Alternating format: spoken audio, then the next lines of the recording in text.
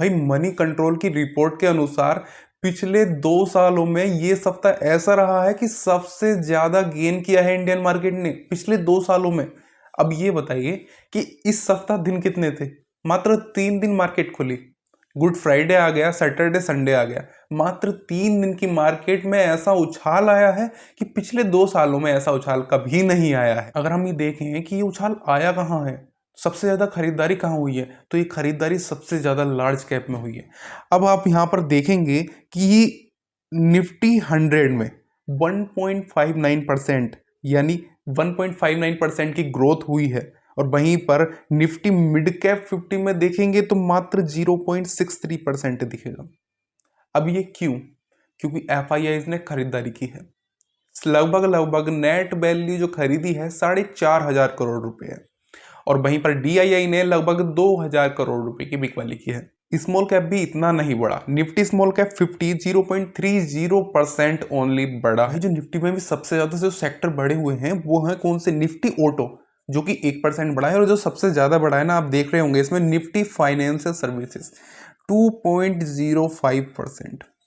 ठीक है, और नीचे आइए, थोड़ा सा नीचे आइए, निफ्टी प्राइवेट बैंक आपको दिख रहा होगा 2.23%। बैंकिंग के सेक्टर में सबसे ज्यादा खरीदारी हुई है, वो भी लार्ज में। और अगर बैंकिंग के क्षेत्र में ही देखोगे कि कौन से शेयर्स में सबसे ज्यादा खरीदारी हुई है, तो आइए यहाँ पर आइए, देखिए आईसीआईसीआई बैंक आपको दिख रहा होगा कितना बड़ा है, 3.73%। भाई इतना बड़ा है। और भाई नीचे देखोगे कोटक बैंक 2.91%, और उसके नीचे एक्सिस बैंक आ रहा होगा 2.48%। यूएस मार्केट से बिल्कुल अपोजिट चली है इंडियन मार्केट। देखिए डाउ जोन्स फ्यूचर कितना है, 0.95% घटा है। उसके नीचे S&P 500 2.24% घटा है, और नीचे नेस्डेक 3.07%। जहां पर लगभग 2% के आसपास यूएस मार्केट इतना घटा है, वहीं 2% के आसपास इंडियन मार्केट बढ़ा है, लेकिन उल्टा ही हो रहा है यहाँ पर, है ना। और वहीं पर आप देखोगे तो यूरोपियन मार्केट का देखेंगे तो सभी यूरोपियन मार्केट के जितने भी इंडेक्स हैं वो भी घटे हैं। एशियन मार्केट, अब आती है बात ये, एशियन मार्केट बिल्कुल ही ग्लोबल मार्केट के अपोजिट रहा, यानी कि बिल्कुल प्रॉफिट में रहा। जहां पर निक्की भी बढ़ा, स्टेट्स टाइम भी बढ़ा, हैंगसेंग बढ़ा, और यहाँ पर देखेंगे तो संघाई कंपोजिट्स भी बढ़ा है, जकार्ता कंपोजिट्स बढ़ा है। तो मार्केट काफी ज्यादा बड़ी है। लेकिन बात आती है, क्या आगे भी ऐसे ही रहने वाला है?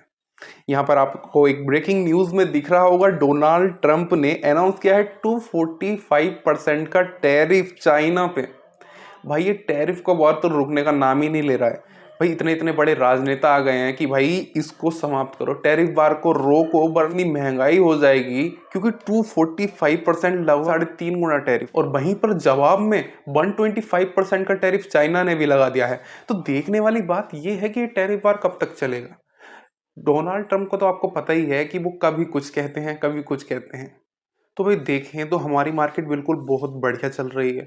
अगर ये टैरिफ हमारे ऊपर नहीं लगा, यानी 90 दिन के बाद भी हम पर अगर नहीं लग पाया ये टैरिफ, तो ये इंडियन मार्केट मुझे लगता है काफ़ी ऊपर जाएगी, क्योंकि पिछले 1 साल में बिल्कुल भी रिटर्न नहीं दिया है। हम भारत में देखें तो महंगाई दर भी काफ़ी कम हो रही है, 4% से नीचे आ चुके, लगभग 3.5%। वहीं देखें तो आरबीआई का जो मानना होता है 4 से 6% के बीच में इसको रखना होता है। तो उसका सीधा सीधा असर ये दिखता है कि महंगाई दरें कम होंगी, लोन सस्ते होंगे, तो लोग लोन को निकालेंगे और वहां से निवेश करेंगे सीधा शेयर मार्केट के अंदर। अगर शेयर मार्केट के अंदर नया निवेश आएगा तो इसका मतलब ये है कि मार्केट ऊपर जाएगी, निवेशक भारत की ओर बढ़ेंगे।